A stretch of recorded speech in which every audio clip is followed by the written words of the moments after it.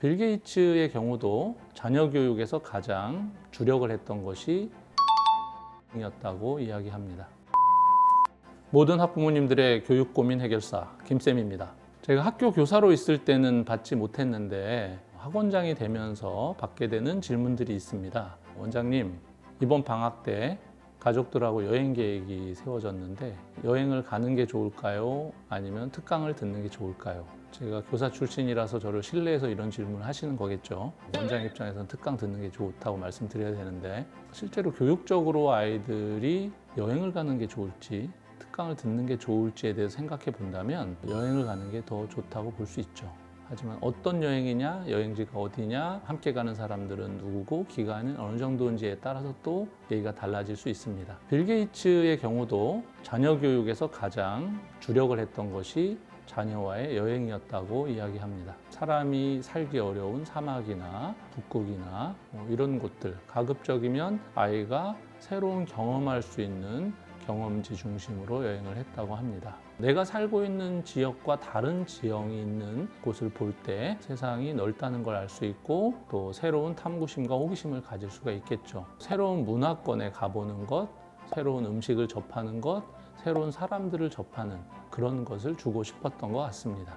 방학은 평소 학교 다닐 때 할 수 없는 것을 할 수 있는 기회입니다. 그래서 여행들을 많이 가시는 거고요. 어른의 입장에서도 해외여행을 간다든지 내가 살고 있는 지역을 벗어난 여행지에 간다는 것은 평생을 두고 많이 찾을 수 있는 기회가 아닙니다. 그래서 그런 것들을 오래전부터 기획을 했다, 계획한 것이었다고 하면 그 여행지에 가서 보다 알찬 학습의 연장이 될 수 있도록 하시는 것을 권장드리고요. 또 여행이 아니더라도 우리 아이에게 새로운 경험치를 줄 수 있는 특강이나 어떤 기획 행사가 있다면 그것도 여행만큼 우리 아이들에게 도움이 되는 교육의 연장이 될 수 있다고 생각합니다. 방학 중 여행이 학습의 연장이 되게 하려면 어떻게 해야 될까요? 저도 아이들을 키우면서 방학 중에 여행을 상당히 많이 다녔는데요. 짧게 가는 여행이 있고 길게 가는 여행이 있을 수 있습니다. 짧게 가는 여행의 경우는 여행에만 집중하고 휴일처럼 푹 쉴 수 있죠. 저는 평상시에도 아이들을 이제 휴일과 평일로 구분해서 아이들의 루틴을 정했는데 휴일은 무조건 마음껏 놀게 했습니다. 아이가 책을 읽는 게 좋으면 읽을 수 있지만 꼭 책을 읽으라고 강조하지 않았고 누워 있거나 TV를 보거나 휴일은 무조건 노터치였어요. 하지만 평일은 반드시 이제 본인이 세운 계획에 의해서 빠듯하게 시간을 아끼고 알차게 쓰는 것들을 좀 훈련시켰는데요. 짧은 여행의 경우는 휴일과 같은 방식으로 여행에만 집중하고 충분한 휴식의 기회로 삼았습니다. 하지만 긴 여행이 있을 수 있죠. 친지가 사는 지방에 내려간다. 근데 그곳이 내가 사는 곳과 다른 환경이에요. 3주 이상 머물게 될 경우에는 여행이지만 평상시 학습의 연장으로 보고 아이들이 해야 될 것들은 그곳에서도 했습니다. 학교에서도 꼭 해야 되는 과제가 있고 선택 과제가 있습니다. 방학 과제를 그렇게 두 트랙으로 나눠서 제공을 하는데요. 꼭 해야 되는 학습, 모든 학교들이 하는 게 있죠. 첫 번째, 교육방송 청취예요. 교육방송은 상당히 전문가들이 심혈을 기울여서 만든 교육 콘텐츠들로 구성되어 있고 아이들 발달 심리에 맞게끔 잘 구성되어 있습니다. 교육방송 청취를 통해서 아이들이 또 학습이 계속 방학 중에도 이어질 수 있도록 도움을 줄 수 있고요. 두 번째가 이제 책 읽기입니다. 책 읽기도 모든 학교들이 또 계획과 목표를 가지고 아이들한테 제시하기도 하죠. 독서 감상문을 체계적으로 쓸 수 있도록 독서 관련된 북을 만들어서 아이들한테 제공하기도 하고 진도 나가는 것들이 또 모든 학생들의 과제이기도 한 학교들도 있습니다. 그런 경우는 해당되는 필독서를 가지고 가서 규칙적으로 시간을 정해놓고 책을 읽는 것도 상당히 좋은 교육이라고 할 수 있습니다. 여행지를 가도 교육방송 청취나 책 읽기는 충분히 가능합니다. 스마트폰으로도 모든 온라인 학습을 할 수 있는 시대이기 때문이죠. 그 이외의 선택 과제로는 학교마다 좀 차이가 있지만 제일 아이들이 이제 많이 하는 방학 과제 중에 하나가 이제 여행지를 다녀왔을 때 체험 보고서입니다. 방학 과제 시상을 하는 학교의 경우는 아이들이 체험 보고서를 어떻게 썼는지도 배점 비중을 많이 높게 줍니다. 아이가 그 체험 학습을 갔다 와서 체험 보고서 썼을 때 무엇을 배웠는지를 잘 기술했다면 되게 좋은 교육을 하고 온 거죠. 놀이기구를 타고 솜사탕 먹고 그렇게 돌아오는 것도 뭐 좋은 추억이 될 수는 있지만 중간중간에 보고서를 써야 된다는 시선을 가지고 사진도 찍고 탐구의 눈으로 내가 간 여행지를 살펴보고 돌아온다면 훨씬 같은 시간, 같은 공간에 갔어도 배우는 것을 가지고 돌아올 수 있습니다. 방학과제 얘기가 나와서 말인데요. 과제는 부모님이 어디까지 도와줘야 될까요? 이것은 평상시의 과제에도 해당될 수 있고 특정 대회를 준비하는 경우에도 해당될 수 있고 방학과제도 해당될 수 있습니다. 제가 전 영상에서 아이들의 교육을 자전거 배우기에 빗대서 말씀드렸던 적이 있습니다. 아이가 자전거를 혼자 바로 탈 수 없죠. 부모님, 어른의 도움을 받아야 자전거를 타는 사람이 되는 거죠. 방학과제도 마찬가지입니다.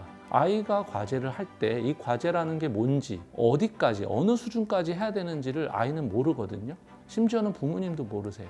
숙제를 어디까지 해야 될지. 근데 아이가 처음 경험하는 1학년이나 2학년 시기에 과제를 하는 것은 참 저는 중요하다고 생각합니다. 아이와 함께 과제를 하다 보면 아이가 어디까지 해낼 수 있는지, 부모님이 도움을 주면 어디까지 할 수 있을지, 또 도움을 줘서 한 요 정도 수준을 아이 스스로도 할 수 있는 것인지를 생각해 보면 됩니다. 저는 아이가 이제 초등학교 1, 2, 3학년 다니는 동안 방학과제를 이제 초기에는 적극적으로 도와줬습니다. 아이가 할 수 있는 최고의 퀄리티가 어디까지일까를 생각하고 아래 한글 파일로 틀을 만들어주고 그 안에 사진 넣는 공간을 만들고 느낀 점 쓰기, 내가 배운 것은 무엇인지, 또 새롭게 경험하고 싶은 건 무엇인지 이렇게 3칸을 나눠놓고 제목을 써줬어요. 그리고 아이가 이제 말로 먼저 해보게 한 다음에 말로 한 내용을 쓰게 하고 그다음에 사진은 출력해서 거기에 붙이게 하고 첫 번째 방학이 지나고 나서 겨울방학이 왔을 때 지난번 여름방학 때 우리 한 것처럼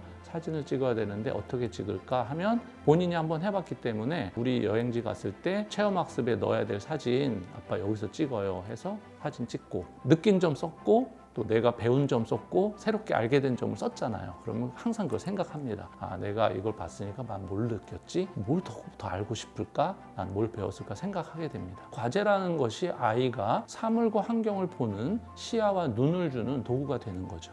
2학년 돼서는 자기가 사진도 넣고 또 타이핑 배우면서 타이핑도 치거나 자기가 본 글씨로 쓰거나 근데 이제 손글씨를 쓰는 게 좀 더 정성이 보이거든요. 그래서 저는 아이한테 가급적 손글씨 쓰게 했어요. 타이핑은 아빠가 쳐줬는지 애가 쳤는지 모르잖아요. 근데 손글씨는 아이가 한 게 거의 1000% 확실하니까 그렇게 해서 체험 보고서는 2학년 때부터 스스로 아주 능숙하게 해내는 아이가 되었습니다. 근데 교사 입장에서 아이들이 방학까지 해오는 것을 보면 정말 하늘부터 땅까지예요. 스펙트럼이 너무 넓습니다. 정말 1학년 아이인데도 3학년처럼 해오는 아이도 있어요. 그러면 그 아이는 과제에 대한 높이가 딱 정해진 거예요. 아, 과제란 건 이 정도 수준까지 하는 거야 라고 자리매김을 하게 되는 거죠. 그런데 과제인데 체험학습을 갔다 왔는데 그냥 사진 한 장 붙어 있고 영흥도에 갔다 왔다 이렇게 한 줄 써 있는 아이 있습니다. 그 아이 입장에서 아, 과제는 이렇게 어디 갔다 왔다라고 쓰는 거구나 라고 생각하는 거죠. 그러니까 아이들이 같은 학년임에도 불구하고 궁극적인 과제의 퀄리티가 이미 자리매김을 하면 그 이후의 발전이 여기서부터 발전할 것인지 여기서부터 발전할 것인가 정해지는 거거든요. 그렇다고 해서 초등학교 1학년 아이의 과제를 연구 논문도 찾고 백과사전도 찾아가면서 하면은 더 좋겠지만 그게 그 아이 수준에 맞는지는 우리가 판단을 해야겠죠. 아이가 정작 처음에는 부모님이 도와줬지만 나중엔 스스로 할 수 있는 정도가 어디까지인가. 사진 찍고 소감 생각하고 배울 점 또 앞으로 하고 싶은 거를 생각할 정도면 우리 아이가 할 수 있겠다. 근데 이제 3, 4학년 넘어가면서부터 자료 조사를 할 수 있어요. 그때부터는. 그러면 여행 가기 전부터 우리가 가는 여행지에 대한 자료를 조사시킵니다. 그리고 한번 찾아보게 하고 프린트아웃 하는 것도 시키죠. 그러면 여행지 갔다 와서의 레포트에 뭐가 붙냐면 선행에서 조사한 거. 내가 경주를 갔다면 경주에 대한 자료를 난 이렇게 조사했는데 경주에 가서 실제로 그곳을 이렇게 봤습니다. 그리고 느낌은 어땠고 다음 여행지는 이런 것을 하고 싶다라고 쓰게 되면 훨씬 수준이 올라간 과제가 되는 것입니다. 이와 같은 방법으로 아이의 첫 과제는 무조건 부모님께서 도움을 주실수록 아이가 성장할 수 있다 이렇게 말씀드리고 싶습니다.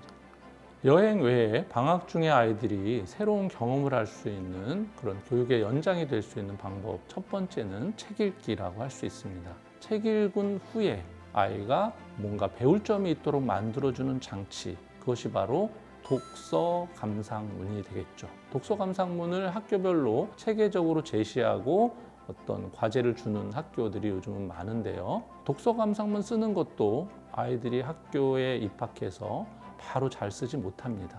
줄거리 쓰기도 어려워합니다. 줄거리를 처음에 어떻게 시작했고 중간에 어떤 내용이었고 마지막에 어떻게 됐나 이렇게 세 개로 나누는 것부터 가르쳐 줘야 되겠죠. 앞에 부분만 먼저 한번 써보고 그다음에 중간을 또 읽고 중간 부분 쓰고 뒷부분 읽고 뒷부분 쓰고 이렇게 나눠서 쓰는 연습, 어린 학생들 가르치기 가장 좋은 방법입니다. 그리고 요즘은 독서 감상문도 되게 새롭고 창의적인 방법으로 쓰는 것들을 권장하고 또 유연하게 받아들이는 추세이기 때문에 줄거리 요약 후에 단지 소감과 느낀 점, 배운 점 이것만 쓰는 게 아니라 형식 자체를 편지 형식으로 주인공에게 편지 쓰기. 그럼 주인공에게 내가 읽었던 그 내용의 스토리가 들어가면서 거기에 대한 의견, 궁금한 점이 들어가겠죠. 또 편지 형식이 아닌 인터뷰 형식처럼 내가 기자가 됐다고 생각해서 등장인물 중에 한 사람을 정하고 인터뷰 방식으로 이야기할 수도 있습니다. 또 그림 그리기 방식, 또 만화 같은 방식으로 재구성하기. 이 책을 읽었을 때 나한테 어떤 의미가 있었는지 학년이 올라갈수록 그런 부분도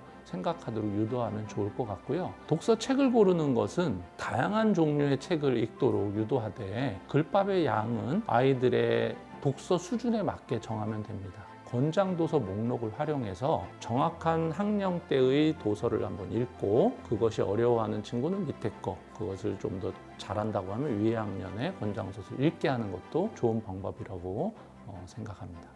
자, 여행을 가는 거 이외에 또 방학 중에 할 수 있는 새로운 경험 제공의 좋은 교육 소스에는 어떤 게 있을까요? 두 번째가 바로 가족의 특기나 장점, 취미를 활용하는 겁니다. 아이에게 부모님이나 가족, 친지의 어떤 직업이나 장점, 취미를 활용한 경험을 주는 거. 아이들이 뭔가에 몰입한다는 것만큼 좋은 교육은 사실 없거든요. 저는 그래서 여행만큼 또 아이가 새로운 경험을 할 수 있는 건 어떤 부분에 푹 빠져 있거나 잘 아는 그런 어른과 동행하는 기회가 방학 중에 있다면 적극 권장하고 싶어요. 그게 회사 방문도 좋고 그런 동호회 모임도 좋고 또 어떤 그런 취미의 장에 아이를 동행시키는 거죠.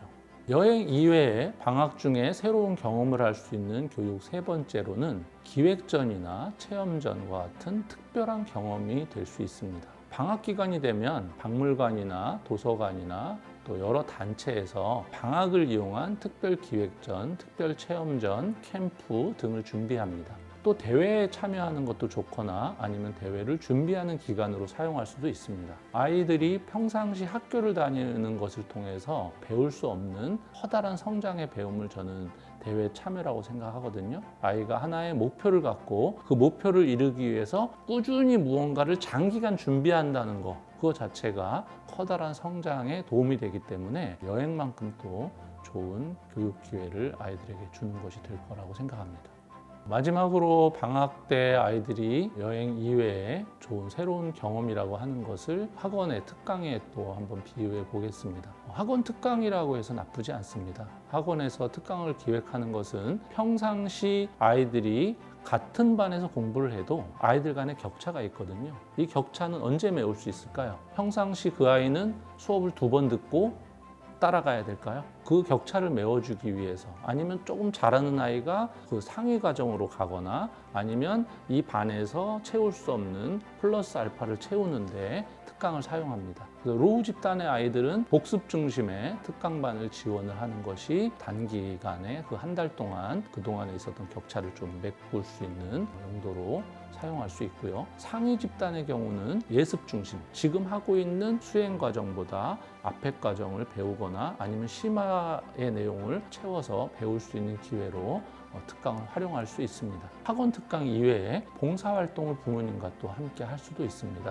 봉사활동을 평상시에도 할 수 있지만 사실은 뭐 부모님하고 아이하고 시간을 함께 맞추기가 어렵거든요. 방학은 아이가 이제 시간이 유연해지니까 부모님이 기회가 있을 때 아이와 함께 봉사활동 할 수 있는데요. 이 봉사활동도 실제로 뭐 어딜 가야 되는 게 아니라 요즘은 이제 봉사활동 사이트에 가보면 키트 같은 거 이렇게 보내와요. 그럼 아이와 함께 뭔가 키트에 있는 거 만들기를 채워 넣어서 만들어서 다시 보내면 그 키트를 독거노인이라든지 뭐 어린아이들, 고아원 뭐 이런 니즈가 있는 곳에 보내는 용도로 품을 팔아서 봉사하는 그런 봉사교회도 많습니다. 뜨개질 같은 것도 있고 뭐 비즈 같은 것도 있고 아이 수준에서 집에서 이제 받아다가 하는 그런 봉사활동도 있거든요. 아이들이 학습의 연장으로 방학 기간을 효과적으로 보내는 한 방법이라고 말씀드리겠습니다.